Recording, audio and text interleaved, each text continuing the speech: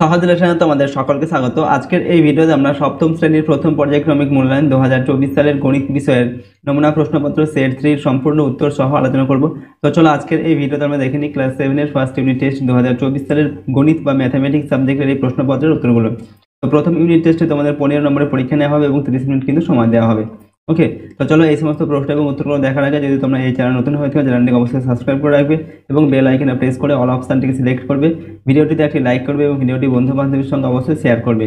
ওকে, এবং ভিডিওটি সম্পর্কে তোমাদের মতামত অবশ্যই কমেন্ট বক্সে লিখে জানাবে।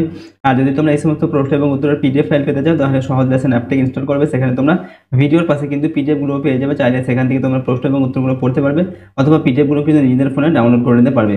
ওকে, তো চলো আজকের এই ভিডিওতে আমরা ক্লাস 7 এর তোমাদের ম্যাথামেটিক্স সাবজেক্টের ফার্স্ট ইউনিট টেস্ট 2024 সালের এই মডেল কোশ্চেন পেপারটির সম্পূর্ণ উত্তর আমরা এই ভিডিও থেকে দেখে নিই। দেখো, এক নম্বরে বলা হচ্ছে নিচের প্রশ্নগুলোর উত্তর দাও। এখানে তোমাদের 4টি প্রশ্ন দেওয়া আছে, ঠিক আছে। প্রতিটা প্রশ্নের মান হচ্ছে 1 নম্বর করে। একের নাম্বার এতে দেওয়া আছে বর্গমূল নির্ণয় করো। এখানে 81 দেওয়া আছে, ঠিক আছে। 81 এই সংখ্যাটির বর্গমূল নির্ণয় করতে হবে, ঠিক আছে। তো 81 এর বর্গমূল কত হবে? বর্গমূল করলে আমরা কি করব? 81কে প্রথমে আমাদের ভেঙে নিতে হবে, ঠিক আছে। আমরা দুটো 9 দিয়ে ভাঙলাম, 9 9 81 হয়, ঠিক আছে। এবার বর্গমূল মানে কি? দুটোর মধ্যে আমরা একটা নেবো, সেটা হচ্ছে আমাদের বর্গমূল, ঠিক আছে। অর্থাৎ দুটো 9 এর মধ্যে একটা 9 আমরা নেব। তো 81 এর বর্গমূল হচ্ছে 9, ঠিক আছে। 9 9 81, ঠিক আছে। এরপর দেখো নাম্বার বিতে দেওয়া আছে 25 টাকার 8% সমান সমান কত টাকা? তো 25 টাকার 8% মানে কি? 25 টাকার 8% মানে হচ্ছে 25 টাকার এর জায়গায় হবে গুণ, ঠিক আছে। তো 25 গুণ 8% মানে হচ্ছে 8 এর তলায় হবে 100, ঠিক আছে। এবার এটাকে কাটাকুটি করতে হবে। 25কে 100 দিয়ে যদি কাটাকুটি করি কত হবে? 4 25 100 হয়, তো এখানে 4। এবার 8কে 4 দিয়ে কাটি, 4 দুগুণে হবে 2, ঠিক আছে। 4 দুগুণে 8, ঠিক আছে।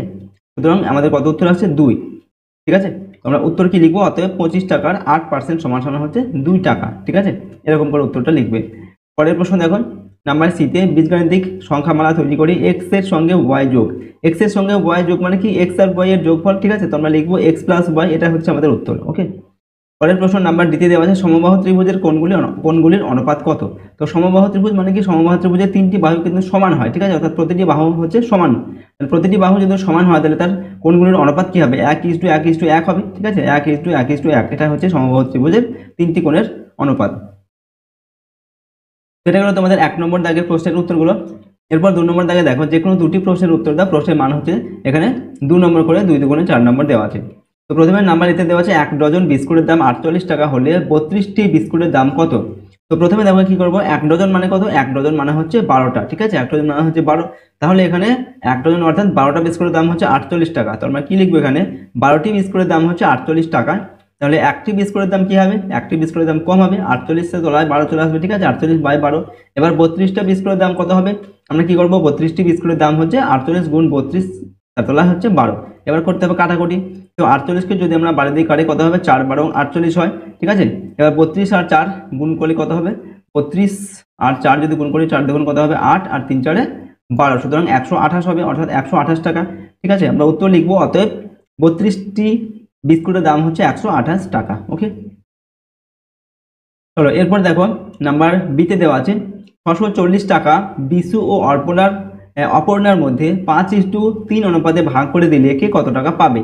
ওকে, তো আমরা কি করবো? প্রথমে এই যে অনুপাতটা দেওয়া আছে বিশু আর অপর্ণার টাকার যে অনুপাতটা সেটা 5:3 দেওয়া আছে, এটা আমরা কি করব? অনুপাতের যোগফল নির্ণয় করব। 5 আর 3 এর যোগ করব। 5 যোগ 3 সমান কত হয়? 8 হয়। এবার আমরা লিখব বিশু পাবে, বিশুর যে আনুপাতিক ভাগার সেটা হবে কত? বিশুর অনুপাত হচ্ছে 5, তো 5 এর তলা হবে 8, ঠিক আছে। তো 5 এর 8 গুণ 640। ওকে, এবার আমরা কি করব? কাটাকুটি করব। 640কে 8 দিয়ে কাটলে কত হবে? 8 8 64 হয়, আর শূন্যটা পাশে বসে যাবে। এবার 40কে 80কে 5 দিয়ে গুণ করতে হবে। 5 8 কত হয়? 40, 5 8 40, তার পাশে এই শূন্যটা বসে যাবে, সুতরাং হয়ে গেল কত? 400। তাহলে বিশু পাবে কত? বিশু পাবে 400 টাকা। এবার বলা হয়েছে অপর্ণা কত পাবে? অপর্ণার আনুপাতিক ভাগার কত? 3 এর 8 হবে, 3 এর তলায় 8 হবে, যেহেতু অপর্ণার অনুপাত হচ্ছে 3 দেওয়া আছে, তো 3 এর তলায় 8 আসবে গুণ 640। টোটাল টাকা হচ্ছে এটা। টোটাল টাকা দিয়ে আনুপাতিক ভাগারকে আমাদের গুণ করতে হয়, ঠিক আছে। তো এটা কাটাকুটি করবে। 8 8 কত হয়? 64 হয়, ঠিক আছে, আর শূন্যটা পাশে বসে যাবে। এবার 3 8 24, 24-এর পাশে একটা শূন্য আছে, শূন্যটা বসে যাবে, সুতরাং 240 টাকা, অর্থাৎ অপর্ণা পাবে 240 টাকা, ঠিক আছে। এখানে দেখো তোমরা উত্তরটা নিচে আরেকবার লিখতে পারো যে বিশু পাবে 400 টাকা আর অপর্ণা পাবে 240 টাকা, ঠিক আছে। এইভাবে সমাধানটি করবে। পরের প্রশ্ন দেখো, এরপর নাম্বার সিতে সুমিত্রার বাড়ি থেকে স্কুলে যেতে 4 টাকা বাস ভাড়া লাগে, এখন তাকে ওই দূরত্ব যেতে 6 টাকা বাস ভাড়া দিতে হয়, বাস ভাড়া শতকরা কত বেড়েছে হিসাব করি। তাহলে দেখো কি বলা হয়েছে এখানে, না আগে স্কুলে যেতে বাস ভাড়া কত লাগতো, 4 টাকা লাগতো, ঠিক আছে। সুমিত্রার বাড়ি থেকে স্কুলে যেতে আগে লাগতো 4 টাকা ভাড়া লাগতো, ঠিক আছে। এবার এখন কত লাগছে, এখন স্কুলে যেতে বাস ভাড়া লাগে কত, 6 টাকা, ঠিক আছে।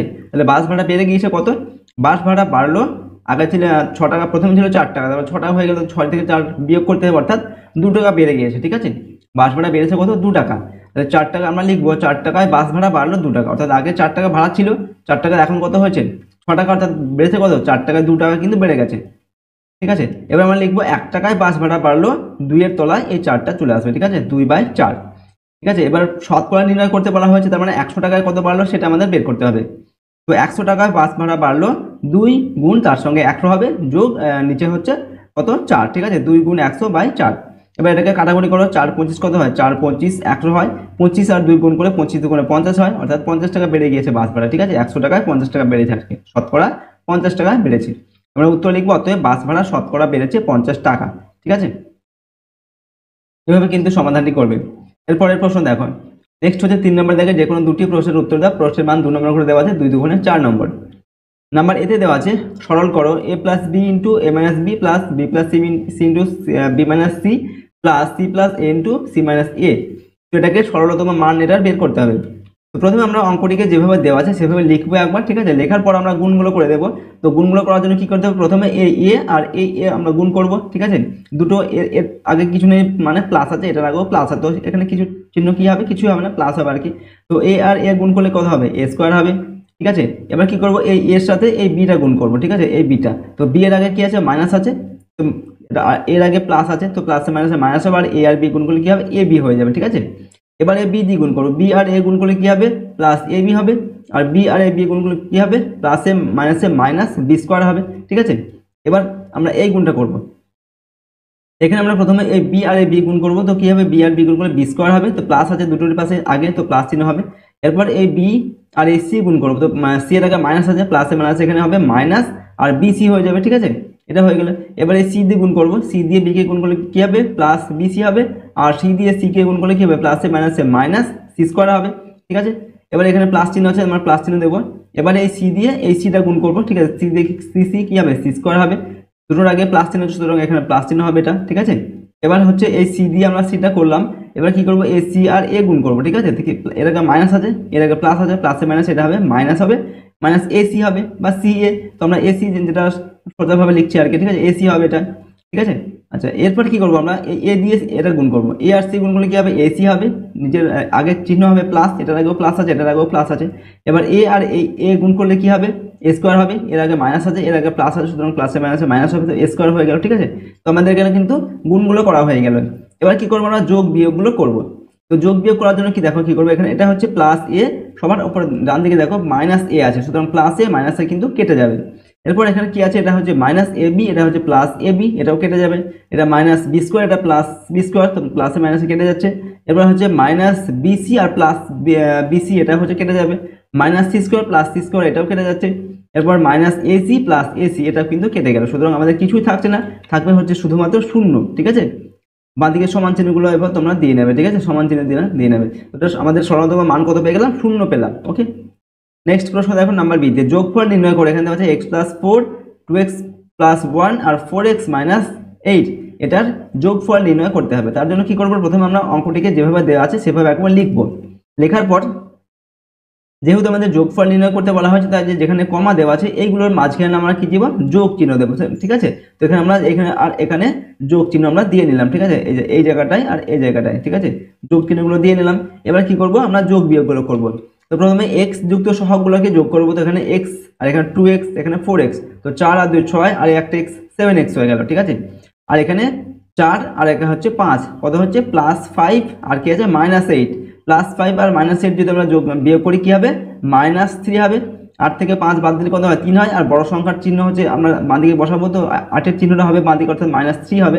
সুতরাং 7x মাইনাস 3, এখানে শুধু মাইনাস দেবে, ঠিক আছে, এখানে মাইনাস দেবে খালি, প্লাস আর মাইনাস দুটো এখানে পড়ে গেছে, তো 7x মাইনাস 3 হবে এটা, ঠিক আছে। এটা এভাবে লিখবে, 7x-3 এটা হবে উত্তর। ঠিক আছে, এখানে শুধুমাত্র একটা মাইনাস চিহ্ন দেবে।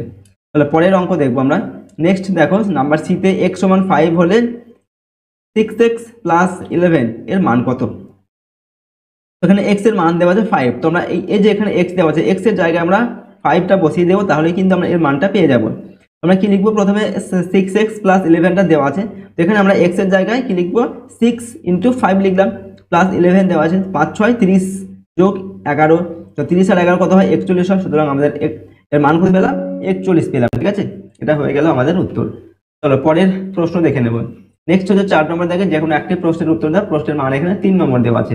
ঠিক আছে, নাম্বার এতে দেওয়া আছে স্কেলের সাহায্যে পি কিউ একটি সরলরেখা অঙ্কন করো যার দৈর্ঘ্য দেওয়া আছে 9 সেন্টিমিটার। পেন্সিল কম্পাসের সাহায্যে পি কিউ সরলরেখাকে সমদ্বিখ খণ্ডিত করে প্রতি অংশের দৈর্ঘ্য নির্ণয় করো। তো প্রথমে আমাদের একটি সরলরেখা অঙ্কন করতে হবে পি কিউ। ঠিক আছে, এবং সেটার দৈর্ঘ্য হবে 9 সেন্টিমিটার। তো স্কেলের সাহায্যে তোমরা প্রথমে একটি 9 সেন্টিমিটার সরলরেখা আঁকবে। ঠিক আছে, এটা হচ্ছে আমাদের একটি 9 সেন্টিমিটার সরলরেখা পি কিউ। ঠিক আছে, যে পি, এটা হচ্ছে পি, এটা এখানে হচ্ছে কিউ। তো পি কিউ একটা আমরা 9 সেন্টিমিটার সরলরেখা আমরা এখানে এঁকেছি। এবার কি করব? এটাকে সমদ্বিখণ্ডিত করতে হবে, অর্থাৎ সমান 2 ভাগে ভাগ করতে হবে। ঠিক আছে, তার জন্য কি করবে তোমরা? পেন্সিলটা কিন্তু কম্পাসের মধ্যে নেবে, তারপরে কম্পাসটা অর্থাৎ কম্পাসের যে কাঁটা সেটা এই যে পি বিন্দুতে বসাবে, বসিয়ে এর যে অর্ধেকের একটু বেশি মাপ তোমরা নেবে। ঠিক আছে, যেমন এতদূর পর্যন্ত মাপ নেবে, নিয়ে এই যে এদিকে একটা চাপ কাটবে, এদিকে একটা চাপ কাটবে। এবার সেম মাপটা নিয়ে কিউতে বসিয়ে এদিকে একটা চাপ কাটবে, এখানে একটা চাপ কাটবে। ঠিক আছে, এবং এরা আমরা দেখলাম এখানে আর বিন্দুতে ছেদ করেছে, এখানে এস বিন্দুতে ছেদ করেছে। ঠিক আছে, এবার যে আর আর এস আমরা এভাবে যোগ করব। ঠিক আছে, এবং এই যে পি কিউ সরলরেখাটা এখানে ও বিন্দুতে ছেদ করেছে। ঠিক আছে, তাহলে এই যে দুটি সরলরেখা আমরা পেলাম দুদিকে, এই দুটো কিন্তু সমান দিকে হলো, দুটি সমান হয়ে গেল। এবং এটা তোমরা একটা স্কেলের সাহায্যে মেপে দেখবে, এটা হবে 4.5 সেন্টিমিটার বা 4.5 সেন্টিমিটার, এবং এখান থেকে এটা হবে 4.5 সেন্টিমিটার। ঠিক আছে, তাহলে আমরা কি করলাম? এখানে পি কিউ একটা সরলরেখা এঁকেছি যার দৈর্ঘ্য হচ্ছে আমাদের 9 সেন্টিমিটার। ঠিক আছে, এবং এটাকে আমরা কি করেছি? সমান 2 ভাগে ভাগ করেছি। ঠিক আছে, যেটাকে হচ্ছে আর আর এস ছেদ করেছে ও বিন্দুতে। এভাবে কিন্তু তোমরা এই অঙ্কনটা করবে। ওকে, তাহলে পরের প্রশ্ন দেখো, বি নাম্বার দাগে। যে কোনো একটি তোমাদের করতে হবে, দুটি দেওয়া থাকবে। এখানে নাম্বার বিধি দেওয়া আছে স্কেল ও পেন্সিল কম্পাসের সাহায্যে 60 ডিগ্রি কোণ অঙ্কন করো। অঙ্কন চিহ্ন দেবে। ঠিক আছে, কেবলমাত্র অঙ্কন চিহ্নটা দিলেই হবে। সেটা করার জন্য তোমরা কি করবে? প্রথমে একটি যে কোনো সরলরেখা আঁকবে। আমরা এরকম একটা সরলরেখা এঁকে নিলাম বিসি। ঠিক আছে, তারপর কম্পাসের মধ্যে রুলটা নেবে এবং কম্পাসের কাঁটা যেটা সেটা এই বি বিন্দুতে বসিয়ে যে কোনো একটা মাপ নিয়ে এরকম একটা কিন্তু চাপ কাটবে। সেম মাপটা নিয়ে তোমরা এখানে বসাবে কম্পাসের কাঁটাটা, এবং এখানে চাপটা তোমরা কেটে দেবে। ঠিক আছে, তাহলে এরপর কি করবে? এই যে বি আর এই বিন্দুটা দিয়ে এটাকে তোমরা এইভাবে কিন্তু লাইনটা টানবে। ঠিক আছে, এতদূর পর্যন্ত টেনে নেবে, এবং এখানে আমরা নাম দিয়েছি এ, এটা হচ্ছে বি, এটা হচ্ছে সি। ঠিক আছে, তাহলে যে এ বি সি এই যে কোণটা, এই কোণটা আমাদের হয়ে গেল কত? 60 ডিগ্রি কোণ। ঠিক আছে, চাঁদার সাহায্যে তোমরা এই কোণটা কিন্তু মেপে দেখতে পারো, এটা কিন্তু 60 ডিগ্রি কোণ হয়ে যাবে। ঠিক আছে, এইভাবে কিন্তু স্কেল ও কম্পাসের সাহায্যে 60 ডিগ্রি কোণ অঙ্কন করা যায়। ওকে, তো দেখো এই ভিডিওতে আমরা ক্লাস 7 এর ম্যাথমেটিক্স সাবজেক্টের ফার্স্ট ইউনিট টেস্ট 2024 সালের একটি মডেল কোশ্চেন পেপারের সম্পূর্ণ উত্তর কিন্তু আলোচনা করলাম। প্রতিটি প্রশ্ন উত্তর অবশ্যই তোমরা ভালোভাবে প্র্যাকটিস করবে। তোমাদের প্রথম ইউনিট টেস্টের জন্য সমস্ত প্রশ্ন উত্তরগুলি কিন্তু খুবই গুরুত্বপূর্ণ। ওকে, আর এই চ্যানেলে যদি তোমরা নতুন হয়ে থাকো অবশ্যই চ্যানেলটিকে সাবস্ক্রাইব করে রাখবে, সাথে বেল আইকনে প্রেস করার পর অল অপশনটি সিলেক্ট করবে, এবং ভিডিওটিতে একটি লাইক করবে, ভিডিওটি বন্ধু বান্ধবের সঙ্গে শেয়ার করবে। ঠিক আছে, এবং ভিডিওটি সম্পর্কে মতামত অবশ্যই কমেন্ট বক্সে লিখে জানাবে। আর যদি এই সমস্ত প্রশ্ন উত্তরের পিডিএফ ফাইল পেতে চাও তাহলে সহজ লেসন অ্যাপটিকে ইনস্টল করবে। সেখানে তোমরা ভিডিওর পাশে কিন্তু পিডিএফ গুলো পেয়ে যাবে। চাইলে প্রশ্ন উত্তরগুলো সেখান থেকে তোমরা পড়তে পারবে, অথবা পিডিএফ গুলো কিন্তু নিজেদের ফোনে ডাউনলোড করে নিতে পারবে। ঠিক আছে, তো আজকের এই ভিডিওটিকে আমরা এখানে শেষ করছি। সম্পূর্ণ ভিডিওটি দেখার জন্য অসংখ্য ধন্যবাদ।